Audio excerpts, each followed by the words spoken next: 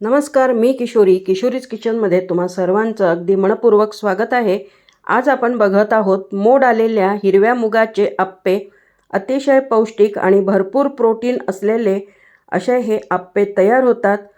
कसे करायचे हे आता आपण बघूयात आणि ह्याचा पौष्टिकपणा आणखीन वाढविण्यासाठी ह्यामध्ये मी पालकसुद्धा वापरलेली आहे। तर पालकमध्ये भरपूर प्रमाणात आयर्न असते हे तुम्हाला माहीतच आहे। आप्पे तयार करण्यासाठी इथे मी 1 कप मोड आलेले हिरवे मूग घेतले आहेत, 2 ते 3 लसणाच्या पाकळ्या, 2 हिरव्या मिरच्या आणि थोडी पालकसुद्धा घेतली आहे। स्वच्छ धुवून घ्यायचे। थोडं पाणी घालून ह्या संपूर्ण मिश्रणाची मी छान बारीक अशी पेस्ट तयार करून घेतलेली आहे। तुम्ही बघू शकता खूप छान असं हे मिश्रण तयार झालेलं आहे। आता हे मिश्रण जे आहे ते एका बाउलमध्ये मी ट्रान्सफर करून घेत आहे, काढून घेत आहे। ह्या मिश्रणामध्ये मी अगदी बारीक रवा घालत आहे। रवा आहे अर्धा वाटी। थोडं पाणी घालून मिश्रण छान भिजवून घ्यायचं आहे आणि 10 मिनिटं मुरू द्यायचं आहे। 10 मिनिटामध्ये रवा छान असा फुलून येतो। अशा प्रकारचे हिरव्या मुगाचे आप्पे तुम्ही मुलांच्या टिफिनला किंवा सकाळच्या नाश्त्यासाठी सुद्धा करू शकता। जर तुम्हाला रात्री फार काही खायचं नसेल पण हेल्दी आणि अगदी थोडं खायचं असेल तर अशा वेळेससुद्धा तुम्ही असे हे हिरव्या मुगाचे आप्पे तयार करू शकता। आता ह्यामध्ये मी अगदी बारीक चिरून घेतलेल्या भाज्या घालत आहे। त्यामध्ये हिरवी सिमला मिरची, पत्ताकोबी, कांदा, गाजर आणि कोथिंबीर घातली आहे। तसंच मी जिरा मोहरी आणि मिरचीचा तडकासुद्धा घातला आहे। सर्व मिश्रण जे आहे ते छान मिक्स करून घ्यायचं आहे आणि आता लगेचच आप्पे तयार करायला घ्यायचे आहेत। गॅसवर मी आप्पे पात्र ठेवलेलं आहे।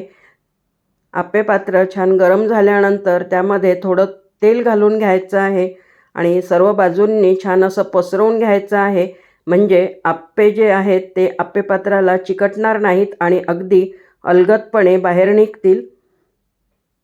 तेल गरम झाल्यानंतर आता ह्यामध्ये थोडं मिश्रण मी घालून घेत आहे आणि अशा प्रकारचे आप्पे खरंच खूप टेस्टी लागतात, तेवढेच पौष्टिकसुद्धा होतात।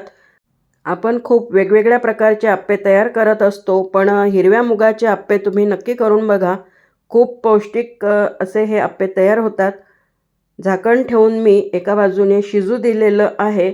आता पुन्हा ह्यावर थोडं तेल घालून घ्यायचं आणि पलटवून घ्यायचे आहेत, म्हणजे दुसऱ्या बाजूने सुद्धा छान असे हे आप्पे शिजले जातात आणि कुठल्याही प्रकारच्या चटणीसोबत हे आप्पे खायला छान वाटतात।